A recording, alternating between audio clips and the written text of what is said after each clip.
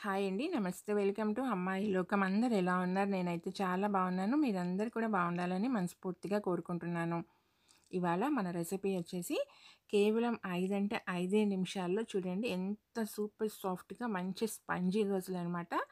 ఎవరైనా చేయగలిగే విధంగా చాలా ఈజీ రెసిపీ అండి. పిల్లలు కూడా చేసేస్తారనమాట. చాలా టేస్టీగా ఎలా చేయాలో చూద్దాం. స్కిప్ చేయకుండా చూడండి. మిక్సీ జార్ తీసుకొని దాంట్లో ఒక కప్పు బొంబాయి రవ్వ వేసుకుందాము. తర్వాత అరకప్పు మజ్జిగ,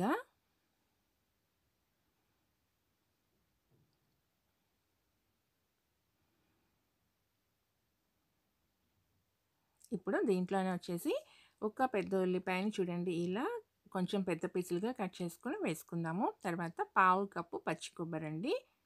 ఇది మిక్సీయే పట్టాననమాట నేను. తురిమి కూడా వేసుకోవచ్చు మీరు.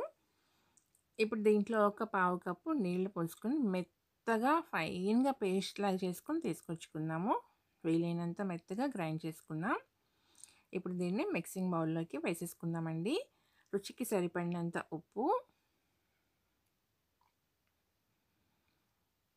ఇప్పుడు ఇది మొత్తం మంచిగా ఒకసారి కలిపేసుకుని మూత పెట్టి ఒక 5 నిమిషాల పాటు పక్కన పెట్టుకుందాము.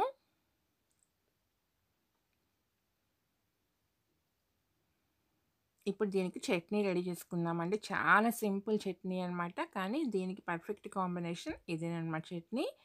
ఒక పావు కప్పు పచ్చి కొబ్బరి ముక్కల్ని ఫస్ట్ మనం గ్రైండ్ చేసుకుందామండి ఇలా మెత్తగా. తర్వాత ఒక పచ్చిమిర్చి, ఒక వెల్లుల్లి రెబ్బ, 2 టేబుల్ స్పూన్లు పుట్నాల పప్పు,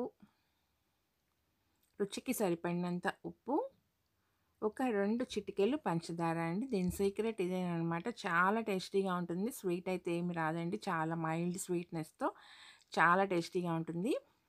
నీళ్ళు సరిపడినన్ని యాడ్ చేసుకొని మనం మెత్తగా గ్రైండ్ చేసుకొని తీసుకొచ్చుకుందాము. ఇప్పుడు దీన్ని బౌల్లోకి వేసేసుకుందాం. దీనికి ఒక తాలింపు వేసుకుందామండి. 1 టీ స్పూన్ నూనెలో పావు టీ స్పూన్ ఆవాలు, పావు టీ స్పూన్ జీలకర్ర, కొంచెం కరివేపాకు వేసుకొని తాలింపు వేసుకొని తెచ్చుకొని కలిపేసుకుందాము. 5 నిమిషాల తర్వాత చూద్దామండి. మనకి చక్కగా రవ్వ అంతా సెట్ అయిపోయింది, నానిపోయింది.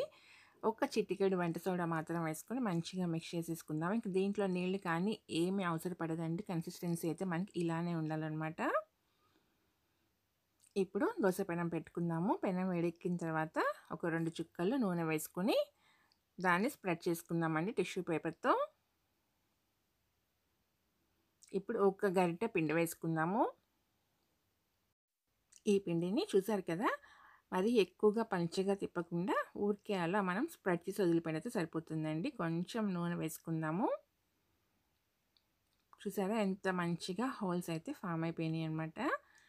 ఇప్పుడు దీన్ని మనం రెండో పక్కకు కూడా మార్చుకుందాం. 2 పక్కల మంచిగా కాల్చుకొని తీసుకుందామండి. చాలా సాఫ్ట్‌గా, చాలా టేస్టీగా ఉంటుందనమాట. మీరు వారంలో 4 రోజులు పెట్టినా గాని తింటారు. అంత టేస్టీగా ఉంటుందనమాట. ఈ దోస అయితే తప్పకుండా ట్రై చేసి చూడండి. మీకు ఎలా వచ్చిందో కూడా నాకు తప్పనిసరిగా కామెంట్ చేయండి. అలానే వీడియో నచ్చినట్లయితే తప్పకుండా సబ్స్క్రైబ్ చేసుకొని ఒక లైక్ ఇచ్చేయండి. మీ ఫ్రెండ్స్‌కి, ఫ్యామిలీ మెంబర్స్‌కి షేర్ చేయండి.